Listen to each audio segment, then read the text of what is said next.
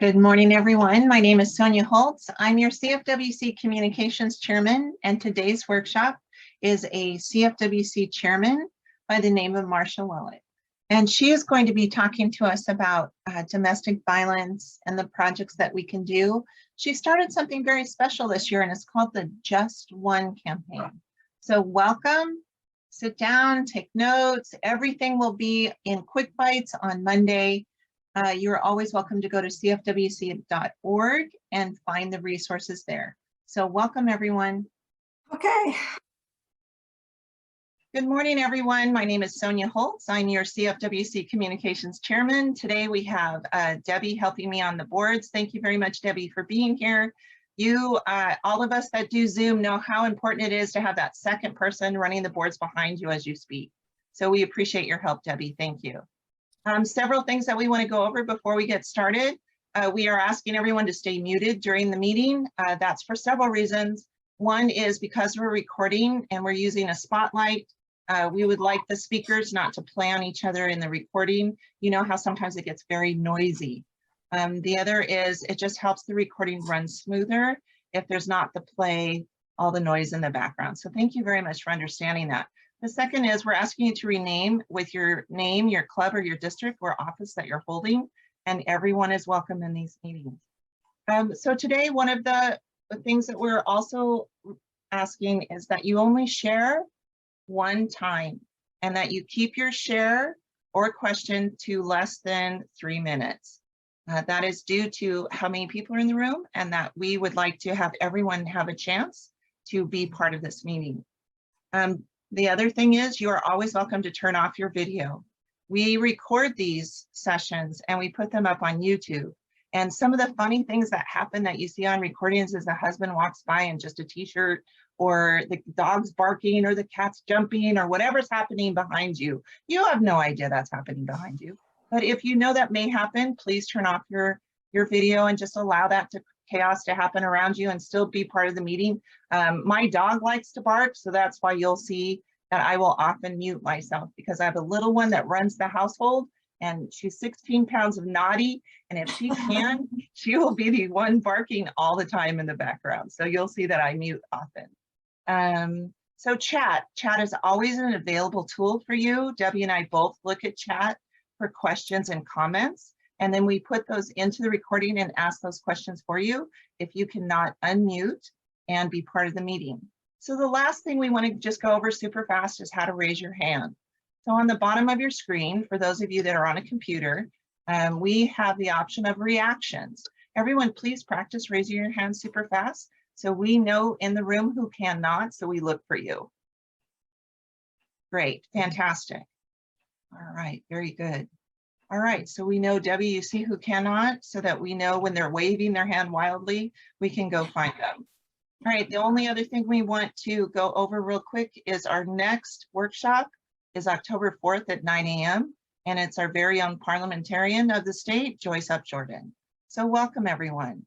We are gonna go into our speaker today. Our speaker is Marcia Willich. She's our CFWC chairman of domestic violence.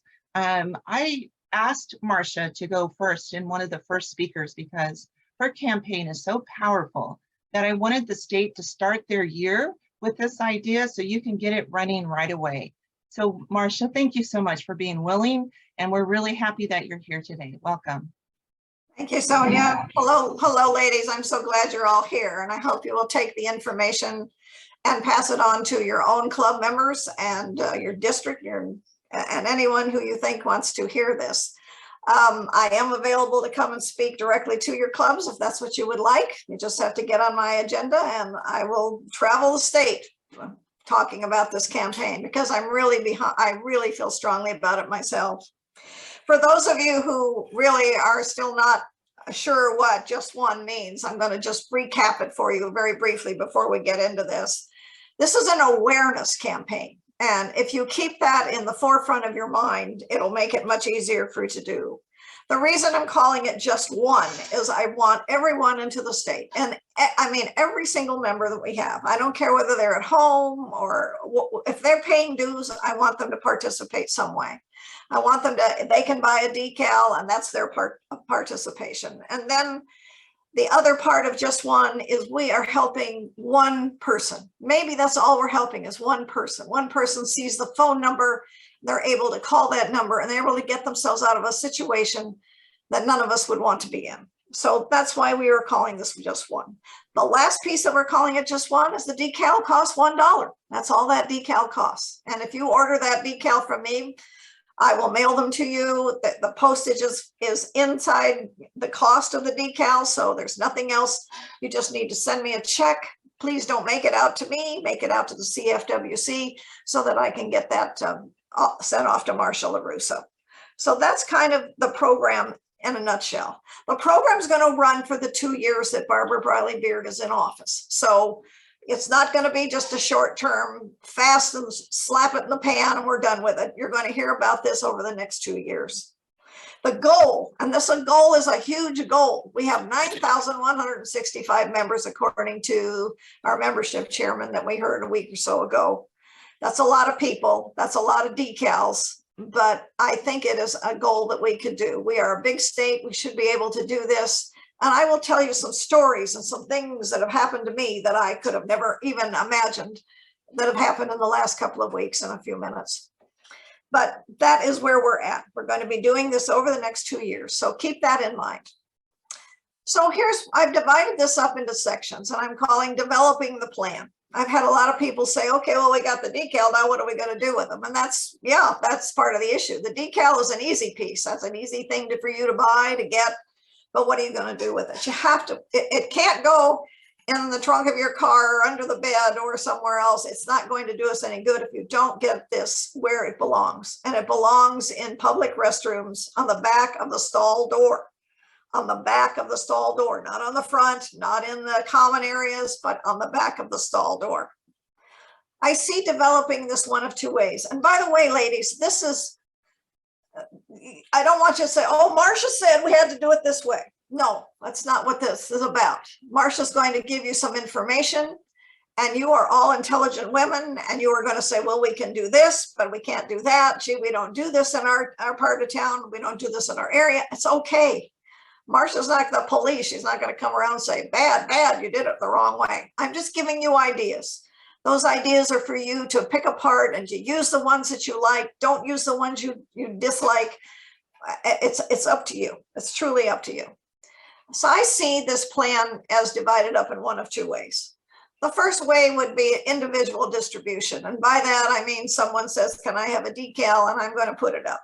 Yeah, that can be done. That's probably a very simple, easy way to do it if they know where they're going and how they're going to get it and what place they're going to put it. And maybe they have a husband or relative that owns a business and that's kind of what they want to do. And that's great, just as long as they get it up.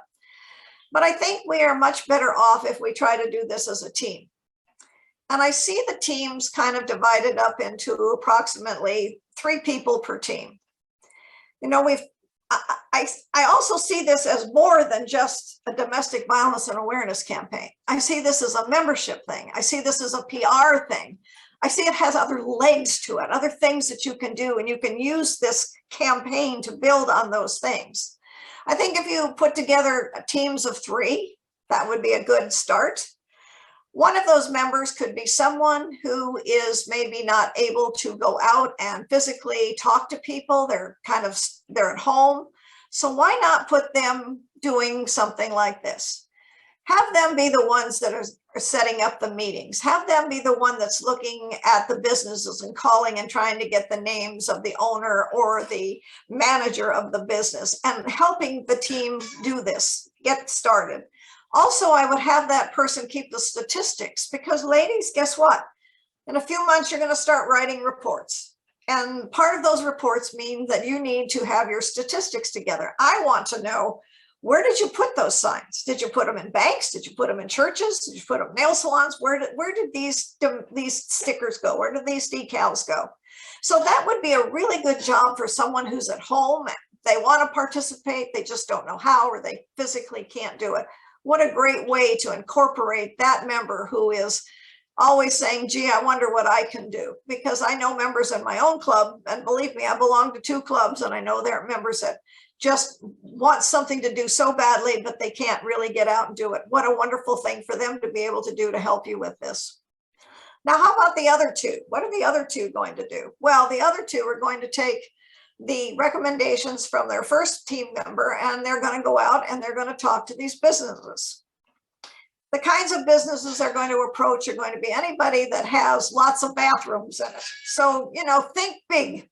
Think about, big box stores, Home Depots, Walmarts, any place, Sam's Clubs, any place that would have a lot of restrooms. It's going to make it a little easier to distribute these decals than just one-on-one. You can do this, but as I say, I'm going to tell you some stories that you're going to be very surprised about in a few minutes.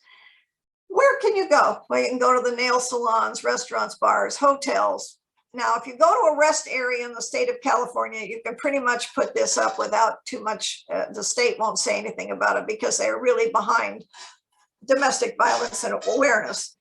If you don't go to the courthouse and start putting these up because you haven't asked anybody's permission to do this, and besides that, you could be influencing jurors or someone else. So they're going to be very fussy about that. So, you've got to be careful where you're going to do this. It's best if you get people to give you their permission and say, yes, you can put these decals up in our place. Approaching the business, be very gracious. Make sure that you are coming when you say you're going to come. If you have a time that you're supposed to meet, and if that person says, I'm going to give you 15 minutes, then you're going to have to adapt what you're going to do to that person's time. Remember, they're running a business and they only have so much time. So it's time is money to them. So you really need to make sure that you're doing this. One of the first things that you're going to have to do when you make this presentation, remember last year when we talked about the elevator speech? Well, guess what? The elevator speech is here now. You need an elevator speech. Now, maybe it's not the same kind of elevator speech that you had last year for membership, but they're going to want to know, who in the heck are these women that are coming in here? And you might say something like, we're the XYZ Club. It's a 501c3. We're a nonprofit philanthropic service organization. We have 65 members, and we've been serving our community since 1912. Whatever the statistics are, but you have to have something, what you're going to say to them to introduce yourselves. If that person wants a little more information, then you can go into a little bit about the GFWC or the CFWC. But here again, remember, you're on a time constraint. So if you're going to talk about these things, you need to have this written out and you need to know exactly what you're going to say. I would say if there's two of you, divide up. I'm going to talk about this, you're going to talk about that. So not one person has got the burden of having to do all of the talking. If you talk about the GFWC, do not call it the GFWC. Call it the General Federation of Women's Clubs. The CFWC, the same thing, the California Federation of Women's Clubs. That's who they are. We talk about them with acronyms because it's easier, but if you're talking to, Marcia, the lady who sells hats, and you say to her the GFWC, the CFWC, she doesn't know jack diddly squat about what those are. So don't do that. Make sure that you break those acronyms down. But don't make that a long part of this. And you're going to have to use some judgment yourself and decide, how are we going to do this? Who are we going to talk to? Now, what do you want from that business? What do you want from that business? The last thing you want is money. So I'm going to tell you, I have tried this a couple of times now, and I've found it very successful. When I go in there and I start talking to them, I say, I want you to put your wallet away. I want you to put your purse away. I want you to put your checkbook away. I'm not here to ask you for money. First of all, you have now put this business owner on a thing going, what? Someone's here not to ask for money? Because what do most people do when they go into that business? They ask them for money, or they ask them for product, or they ask them for a discount. You're not asking them for those things. What they say, well, then what do you want? And here's what I've been saying to them. I want space. I want a 5-inch by 6-inch rectangular piece of space. And then that person, you stop a minute, give them a time to understand what you're saying.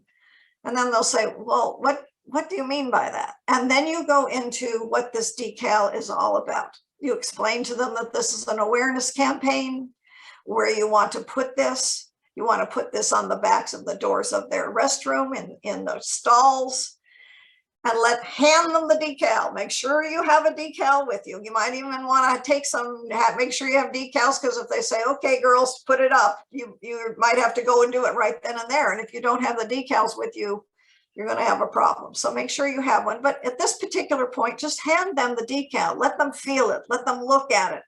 Let them touch it. Let them see what it's like. If they want to, touch it, feel it, even pull the back off of it, it's okay. You can put that piece of paper back on there. It's not going to be a big deal. And then they're going to say, well, so what is it you want from me? Well, you're going to say, I want support and I want participation. And your participation is to allow me to put this on the back of the door. Now, remember, you're not talking about money. So already this person is going, holy cow, they're not here to talk about money. I don't know what to do about this. Somebody's not here to ask me to write a check. And by the way, one of the best places you can go to solicit businesses is going to be the Chamber of Commerce. If you belong to a Chamber of Commerce, they generally have time on the agenda for members to get up and talk. And most of the members, if they're business people, will get up and talk about they're going to have a sale, or they're going to have a special day, or they're going to have an open house, or whatever it is. Well, if you're a member, you have the right to get up and talk as well. How about you getting up and you talking about this? First of all, you should be fairly well known in the chamber. If you were there, I would be wearing purple in honor of domestic violence and awareness, or your own club t-shirt or shirt if you have it, your name badge. You need to have all of those things on you, and you can get up and you could do just because you only get a short amount of time usually at the chamber, but you could do the part is talking about that you're not there to get any money from anybody. And that is a catcher. I have to tell you, people will stop and look at you and think, she doesn't want any money. I really don't understand this. Never heard of a philanthropy that didn't want any money. So you're not there for money. And what's in it for them? Because every business person in the world wants to know what's in it for them. So here's the deal for you. What if you have on your website, and I'm assuming you all have a website of some kind, a sponsors page? If you don't have a sponsors page right now, how about making a sponsors page? And if you get Marcia's Hat Shop to put those decals up in her public restrooms, you put Marcia's Hat Shop, Joe's Barber, whoever will allow you to do this, and you tell them, if you will put this up there and you will participate, we will advertise your business on our website and on our sponsors page. If you have a newsletter, how about having a sponsors page? How about doing the same thing? In that case, you would say to your members, if you're going out and you're looking for a hat, consider going to Marcia's Hat Shop, because Marcia is one of our sponsors. So you are now giving them some free advertising, and they didn't even pay for that. And you say, well, maybe that's not important to them. Well, I haven't met a business owner yet, and I've been a business owner myself that doesn't want some free advertising. So why wouldn't you say to them, we will give this to you? It costs you absolutely nothing except the few minutes to type their name on that sponsors page or putting them in your newsletter. What else? What could you possibly, I mean, if I was a business person, I'd say, of course, I'll take it. What the heck? Put the decal up and put my name down. I want my name on that page. If they don't say anything at this time, you have to do the ask. And you have to say to them, can you help us with this? Can you help us with this? You're putting the onus back on them. If they haven't said yes by this time, you're probably going to have to do a little hard sell here and try to get them convinced that this is a good thing for them to do. You could go back and say, well, look, we're giving you free advertising. We're not asking for any money. And they may say, well, if you put it on the back, it's going to get sticky. And then if I take it off, it's going to leave a sticky mess. Well, here's the answer to that. The manufacturer said that, yes, when you take that decal off, it's going to be a little sticky. But if you use a little warm water and soap, that'll take that stickiness off. Or you can use something like Goo Gone. I tried it. I put it on the back of my bathroom door and I left it there for a week. I ran the shower, the water was going, all the things that happen in bathrooms. Toilets are flushing, what the heck, you know. And a week later, I thought, well, here we go. Take that thing off and let's see what happens. I got it off with pretty easily. It was all in one piece when it came off. And yeah, it was a little sticky. So I took a sponge, got it in the warm water, put a little soap on it, went back over, and guess what? The sticky came off. So that's an objection that they can't. After a while, they're going to have to say, well, okay. If they say no, if they just absolutely refuse, do not get mad. Do not take this personally. The no is not, I don't like you. The no is they either do not understand the project, or they're just maybe not into doing that sort of thing, or they think it might be bad PR for their company. Don't take it personally. It's just something that you still get up, you shake his hand or her hand, you thank them for their time. And ladies, when you leave, you write them a thank you note, even if it's just on a text that you send. Thank you, Marcia, for allowing us to come into your hat shop and talk to you about the awareness campaign. And then guess what? When you do that, you give them a synopsis of what you just said. Because you know what? Sometimes people have to have time to think about something, and they have to really look at it.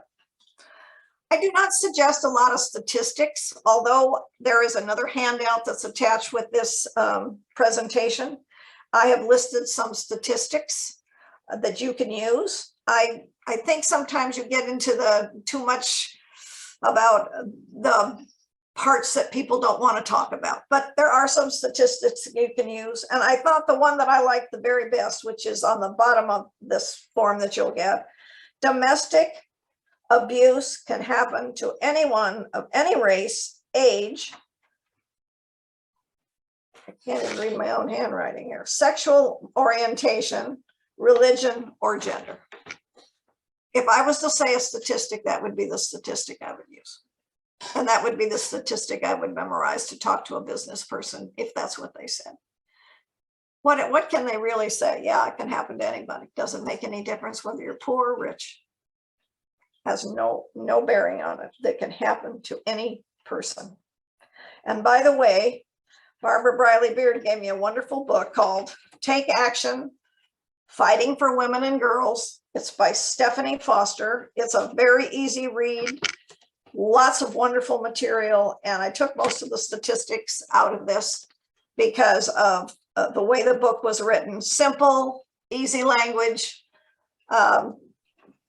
stated the facts, didn't make them more difficult than they really are. She just stated the facts. It's a great book. If you're really into domestic violence and awareness, I suggest you get your own copy and you read it and you keep it and you pass it on to somebody else. It's a wonderful document. And I thank Barbara for giving that to me. It was wonderful. So, suggestions on how you're going to go about doing this. Write out and practice your presentation. You don't have to have it down pat, but if you write it down and you and your partner, you kind of go over what she's going to do. She's going to do this. I'm going to do this. You'll understand a little better of how you want to do the presentation. And after a while, to be honest with you, it becomes kind of a rote thing and you can do it without looking at a piece of paper or doing that. Bring a copy of the Club Woman magazine with you. What better way to show somebody what it is we are doing? It's a great magazine. You can show them and say, here's what we do. Here's the kinds of things that we participate in up and down the state. Wear your name badge, for goodness sakes, and your federation pin when you go to these meetings, okay? And stay positive. You've got to stay positive. Be on time. Make sure that you've kind of got this, appointment, how you're going to present it to a certain period of time. No one wants to sit there for 40 minutes and listen to you go on and on. They want it short and sweet. They've got a business to run. So you've got to get right to the heart of the matter and send that thank you note, whether it's something that you write on a text and you send it to them, or you actually sit down and write it. And maybe your other partner, the one that's keeping the statistics, maybe that's her job as well. You say to her, okay, Mary Jane, you know, we need to send a thank you note to Marcia's hat shop. She decided that she was going to put that up. So get that thank you note out there. Keep track of where you place the decals. Take a picture. Where did you do this? Gee, I went to Marcia's hat shop. We'll take a picture out front. Yep, we got that. So we know we've got a decal in there, 2 or 3 decals in there. So I've gone through that part pretty fast. So why don't we stop here and let's take some questions, or let's hear some suggestions or other ideas. As I say, these are only ideas. You don't have to do them. I'm not saying to you, this is something you have to do or how you should do it. You may have your own way, better, different. It's okay. I'm all for it. Whatever you can do to make this happen. And by the way, just so you know, when I went to the board meeting, I had 500 decals. I actually had 501. I had the 500 that came. I had my one sample that the company had sent me. The only thing I went home with was my sample. The 500 were purchased. I ordered 1,000 more. They came this week. I am now down to approximately 500 because 500 of them are already allocated for people, and I will be mailing those out today. If you send me an order, I tell you I'll try to get it out within 72 hours, but please don't send me an order and then expect it to get there the next day. You know, you got to plan ahead a little bit if you want these decals. These decals they come very fast. I will say this company is wonderful. I placed the order before I left the meeting that we had, and they were here yesterday. And I've got them all ready to go to the mailbox this afternoon to go out to the people that are going to need them. So what can I answer? How can I help you? Okay, Marcia, we're going to move to the first question or comment. It comes from Barbara Briley Beard. Barbara. Marcia, can you repeat just so we can write it down? You went domestic abuse can happen to anyone of age, race, religion, and I missed a couple words on that. Yeah, it goes, and it's on, there's a handout, and it's written down on that handout that they will get, but it says domestic abuse can happen to anyone of any race, age, sexual orientation, religion, or gender. Thank you. I think you could probably even put social economic standing. Thank you. Because it doesn't make any difference whether you're rich or you're poor. Because domestic abuse, any kinds of abuse, does not necessarily mean that you're going to see bruises. It might mean this person is being psychologically abused, bullied, financial. It could be in a number of different ways. So you're not always going to see somebody walking around with a black eye or a bruise. There's certainly cases like that, but not every case is that way. Thank you very much for that, Barbara. Our next question or comment comes from Debbie. Debbie. Forgot I muted myself because I got a chat message, so I want to say it slowly, and it will be in quick bites on Monday. The book that Marcia referenced is called Take Action, Fighting for Women and Girls, and the author is Stephanie Foster, and it will be included in the article that comes out on Monday, but since I was asked for it specifically, I thought I'd repeat it for you. Yeah, Take Action, Fighting for Women and Girls. Great book, easy read, very fast. You can read this within a couple of hours. Fantastic. Thank you so much for that, Debbie. Excellent. And by the way, the definition of the domestic violence hotline is in there. And on this handout that you're going to get from me, I put the definition down of what she said the domestic violence hotline is. And if you don't know what it is, I'm going to read that one for you too. It's called the National Domestic Violence Hotline is staffed 24/7 by trained advocates and is confidential and free. It provides immediate support to those calling, as well as information about crisis intervention, educational services, referral services. Help is available in 200 different languages. I think that's really important. The National Domestic Violence Hotline was established in 1996 by the U.S. Violence Against Women Act.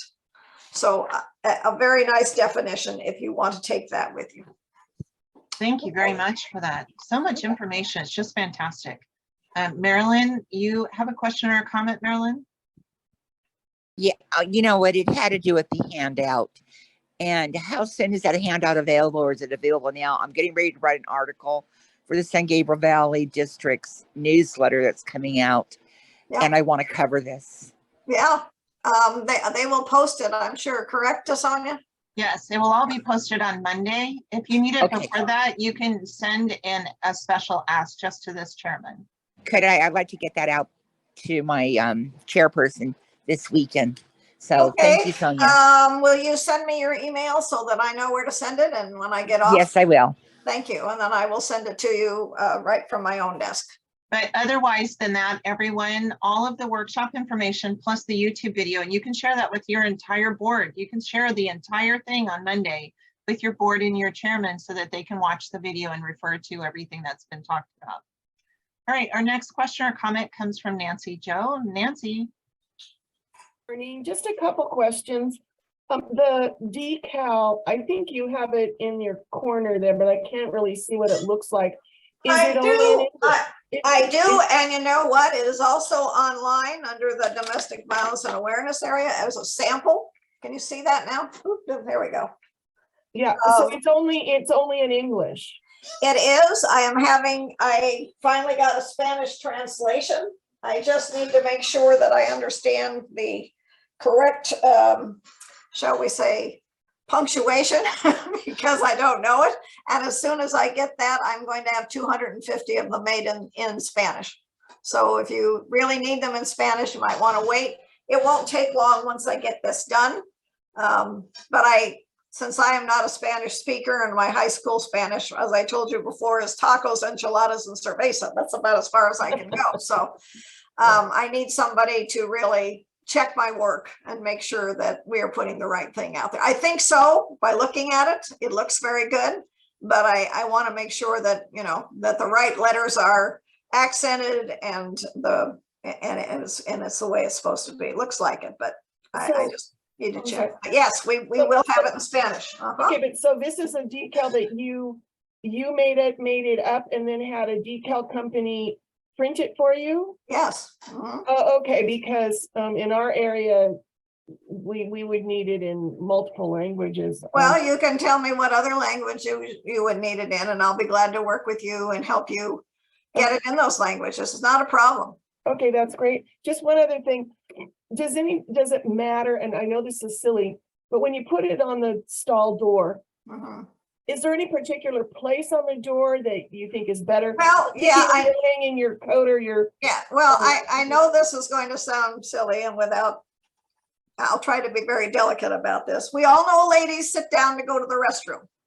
So if I was putting it on the stall door, I would make sure that it would be at that sit down place.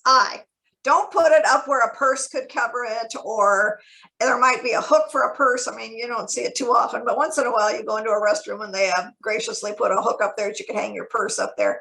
But look, consider, you know, if I sat down on this potty and I look straight ahead, that's where it should go. It shouldn't go up very high. Does that make sense? Yes. Kind of crazy, I know. Now, if you're going to go into the men's restroom, that's because ladies, you know, we're talking a lot about a woman's restroom here. Men have this problem as well. This is not just a woman's problem. There are young boys that are being sex trafficked. This domestic hotline takes care of all of those kinds of problems. So guess what? If you're in a men's stall, you might consider raising that up a little higher, because they're not going to be doing the same thing unless they have something more important to do in there. Does that work? Yes, that's very politely said. Thank you. Thank you, Marcia. Okay. All right. Our next question or comment is Lucy. Lucy, welcome. Hi. I have some experience being with the Orange County Human Trafficking Task Force. And one of the things that a trafficker will do is take out his girls out to eat in the morning. So I had a situation where I encountered a trafficker and 3 girls of all places at Chick-fil-A. So you need to understand, especially for that evil, that's the typical schedule that they have. So I highly recommend going to fast food places, especially to get that back of the door, and then especially because they usually come in the morning. And then the other thing I was thinking of is lobbies for hotel rooms, because the private hotel room, obviously the trafficker will see the bathroom there, but the lobby hotel room bathroom, not necessarily. And so I know the task force, once a year, we go through and we hit all the local hotels in our area, and hopefully maybe we can coordinate with them and tack this on as what they do. They naturally do this once a year anyway.